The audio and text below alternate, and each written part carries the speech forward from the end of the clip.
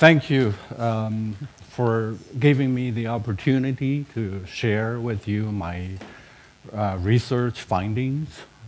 Particularly, I'm going to talk about this, the latest book I just published with this title. But before I start talking, I just want to mention that this is populist authoritarianism might be, it sounds like a global trend, but it's really, from my point of view, this is really nothing new in China. It's not a new trend, but it's something, in my view, has been there for decades. And it's just people, I decided this title of the book 2 years ago. It's not, so that's one thing. The other thing is, my biggest impression listening, thanks for Kristen's translation, and I've got to polish my Norwegian, tillit. That's the word I learned. My biggest impression in the first session is I feel like I'm using the same labels in my research, but really they mean different things. Trust, institutional trust, interpersonal trust, and so these are the things I would like to talk more about in my presentation. But the other thing actually I was thinking about is I found something in common from the first presentation, specifically about institutional quality. That term, I think I found something, I use a different term, but meaning the same thing. You will see that in my presentation. I use the term in the book, quality of governance. It doesn't have to, in my research, it doesn't have to mean institutions, but it means government responsiveness and also public participation.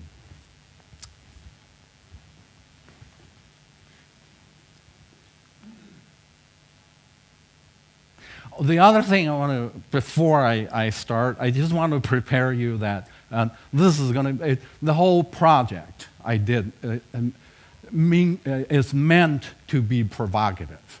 I may rub people the wrong way, but I just want you to be prepared.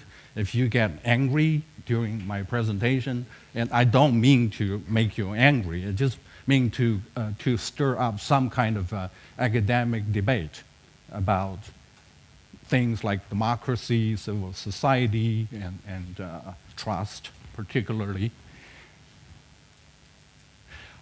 So there's a lot of studies. The purpose of my research is to describe a political culture, a theory of Chinese politics, to describe how it works. But if you follow the literature on Chinese politics, you've seen a lot of studies already on the topic, particularly why the authoritarian government in China still is there, you know, after the collapse of communism in the Soviet Union and Eastern and Central Europe, almost 20 years ago, right? So there's a lot of study about why about regime sustainability in China. So the most well-known studies point to these factors: economic performance. China has experienced rapid economic growth, so people are living better, so they are more satisfied, they're more supportive of the government. And the other theory is traditional culture. Confucianism is based on this concept of social hierarchy. People learn to obey authorities at very young age. So that's why people don't challenge the regime. That's another theory. The other theory is media control. There's a censorship in China, and people don't get to hear the bad things in the country. So all they hear is the rosy, glorious propaganda by the government. So they feel like the government is great. That's why they support the government. So these are the existing theories, and without getting into, actually you can really find counter-argument in any of the three theories. But I would like just to mention very briefly, economic performance, if you see in other high-growth economies, you see not necessarily high regime support. In Mongolia, in Brazil, in the BRICS countries. Traditional culture, you see Confucian societies with very lively democracy, Taiwan, Japan, South Korea. Right?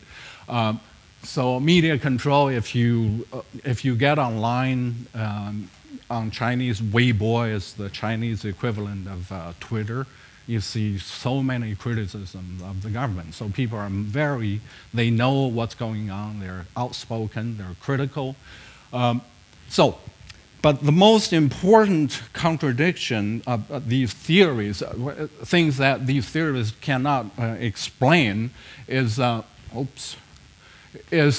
problem of protests.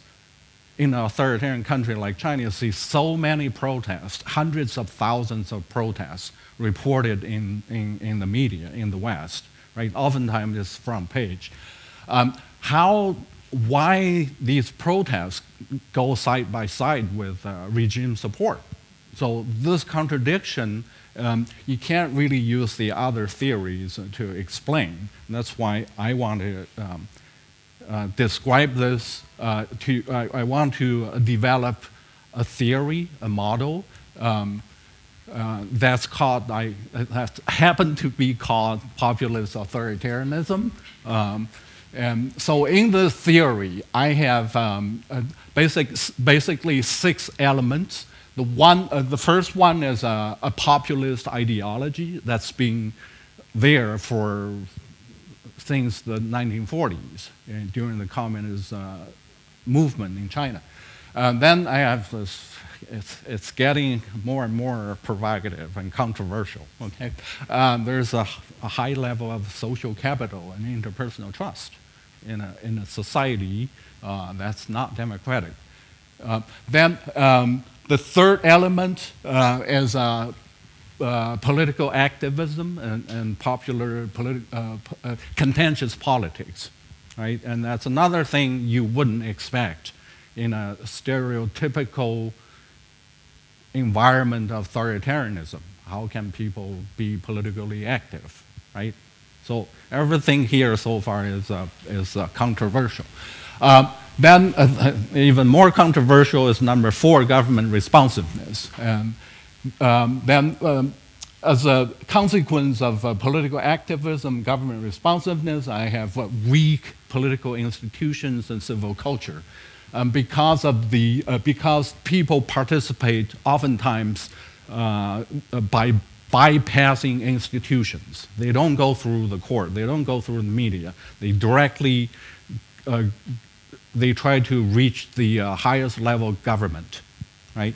And the central government would respond. Of course, they would arrest certain people, the most threatening organizers, but for the majority of protesters, they get compensated by the government.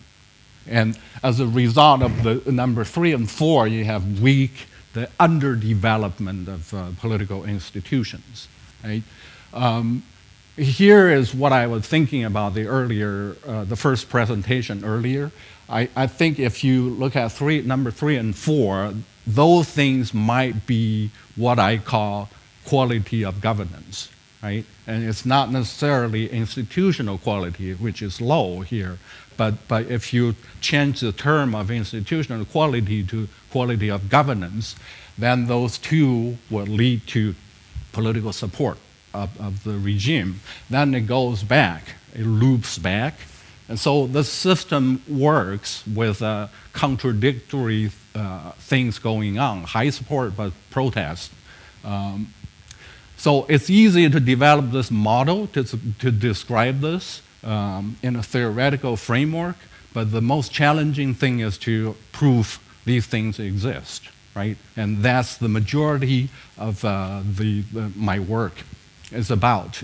Actually, each of these things is pretty much a chapter in the book. So the first one is this populist ideology.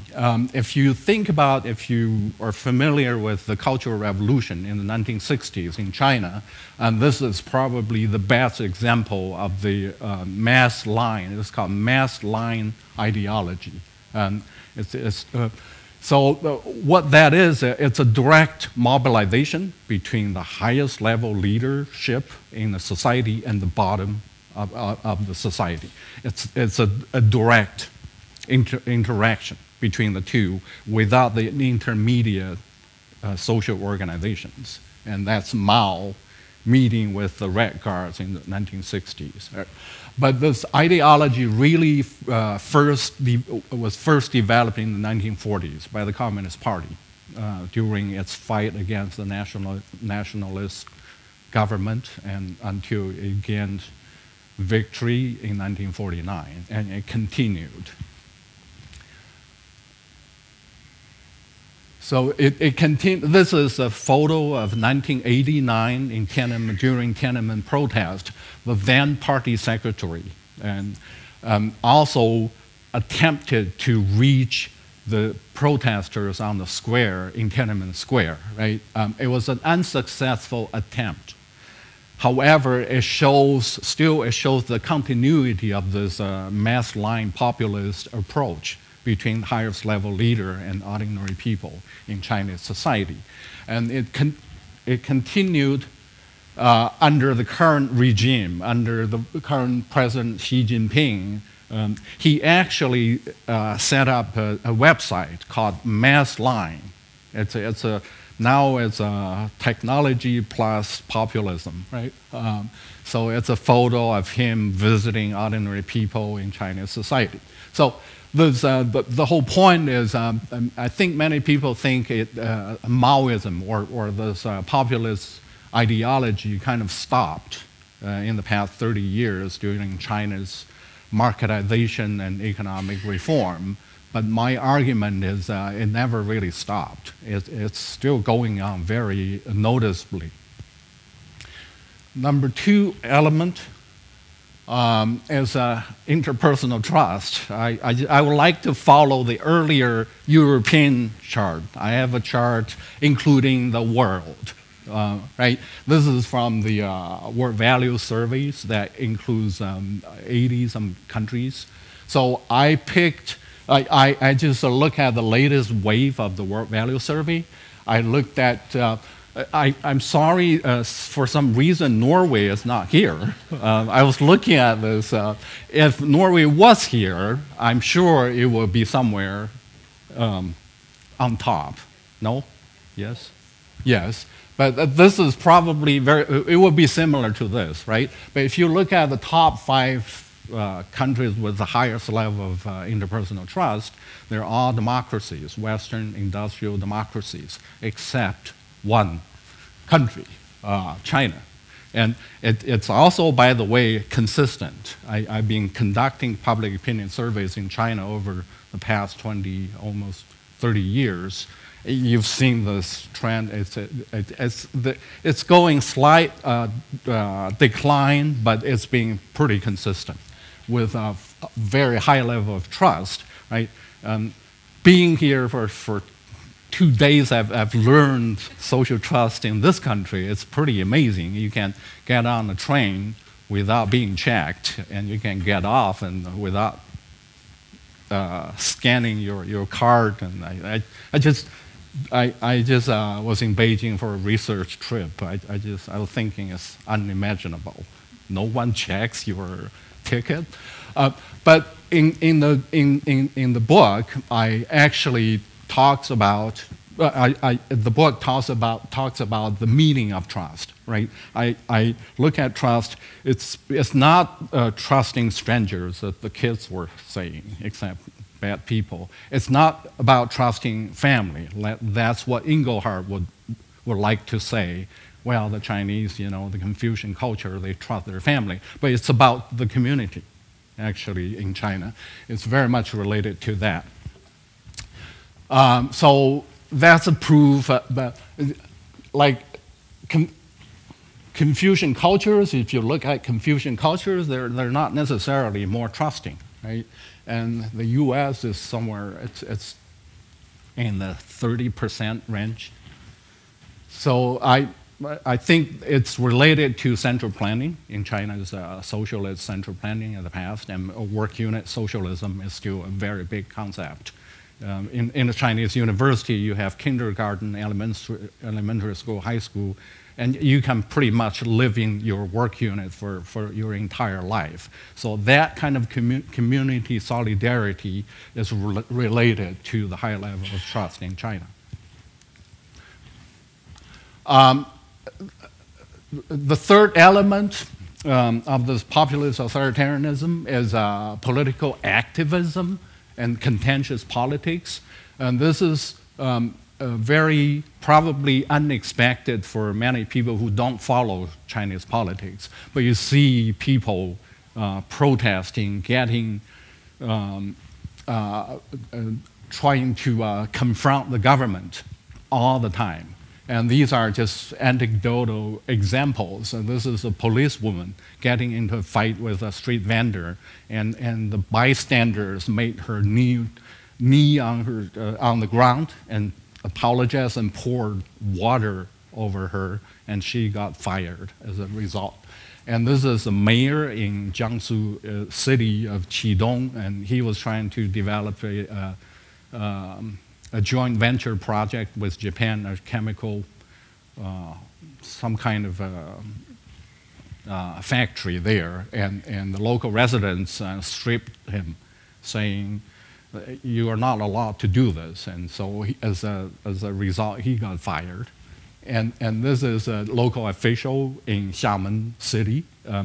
She led a team of developers to try to tear down the local old buildings, and the local residents stripped her and told her to apologize. So you see this going on all the time.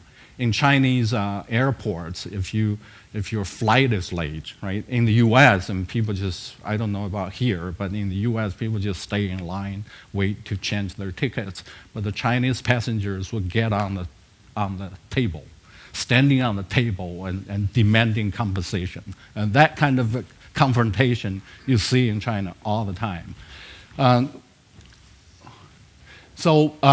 The other way to describe contentious politics in China is through survey data. This is a CLDS, is a Chinese Labor Dynamics Survey conducted by Sun Yat-sen University in China.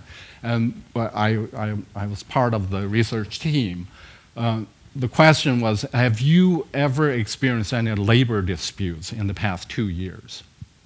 About half of the respondents of 4,394 respondents said yes, they experienced labor disputes. For me, that's a pretty high percentage. And also, if you ask people if you are mistreated, would you not do anything? That percentage is very small. Most people say they would do something. So that's another way to prove this tendency of contentious politics. Government responsiveness, and this is the Wenchuan earthquake photo that the Prime Minister of China flew into the earthquake zone within 2 hours, 2 to 3 hours. Wherever he was, he just flew in right away. So just to show you that prompt responsiveness, you have to compare China with another similar society, Taiwan, which is a Confucian society, but it has a lively democracy, lively electoral system, right?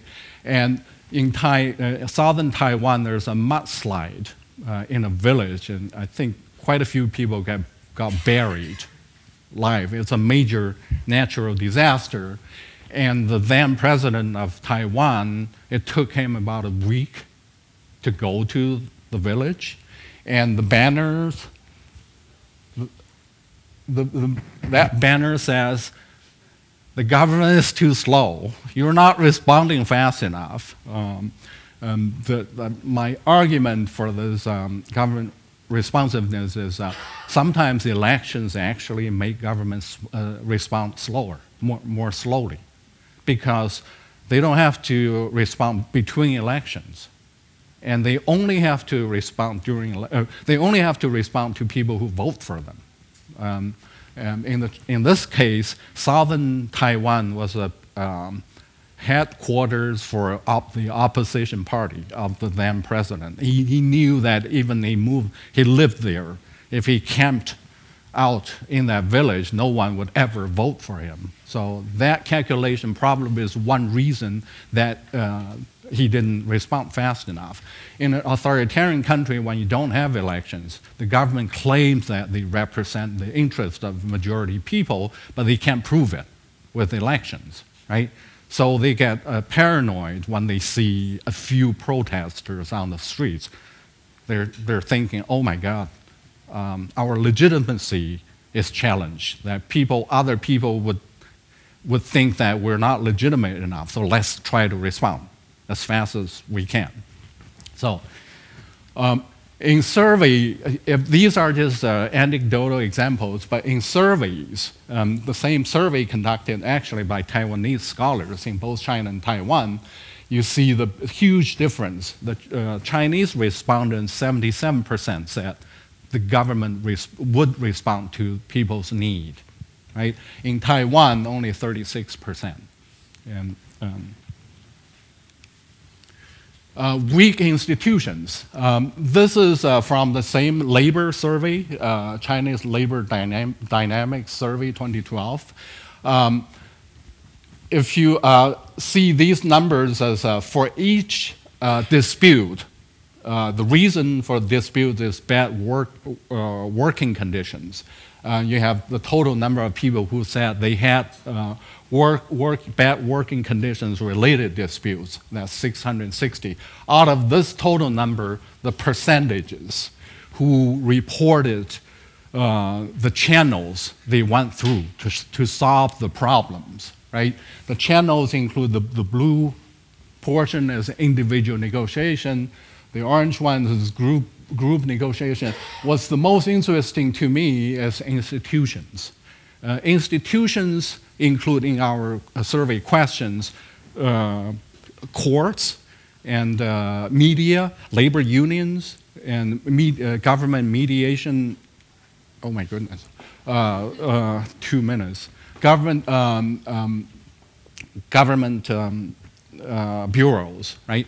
And so very few people actually use institutions. So that's just an example to show that how people don't use institutions, how weakly, how underdeveloped these institutions are in China. Finally, the number 6 is political support. In China, political support is measured by these 4 different dimensions. Trust in 7 key institutions. Leaders can be trusted and proud to be a citizen, and our system is the best. You see the Chinese number here. The Taiwan survey numbers, again, similar cultures, you control for cultures, but different political systems, the consequences of different political systems, you see the huge gap here. And that actually, very different from this part of the world, but I live in the United States, you see very similar numbers here. And trust of the US Congress is under 10% currently. The other thing is when people say they trust central government, actually they protest against local governments. And they do have the opportunity to vent their dissatisfaction. So these are all protests saying the central government come and save us. The local governments are bad people. And the central government oftentimes would just come and fire the local officials and compensate the protesters. Again, let me just wrap up with the same model I started with one additional thing I didn't mention in the beginning. I'm not saying the system is good or bad. I'm just trying to describe the reality, what's going on in China. But this system is not a stable political system, right? You don't have the buffer zone between the state and society. So anything happens at the top, policy failure, elite political struggle, may cause system-wide political earthquake. So this system, even it's working now, but it could be with an economic, for instance, downturn. That's another reason, right? And you can have a very unstable situation here. I'll stop here.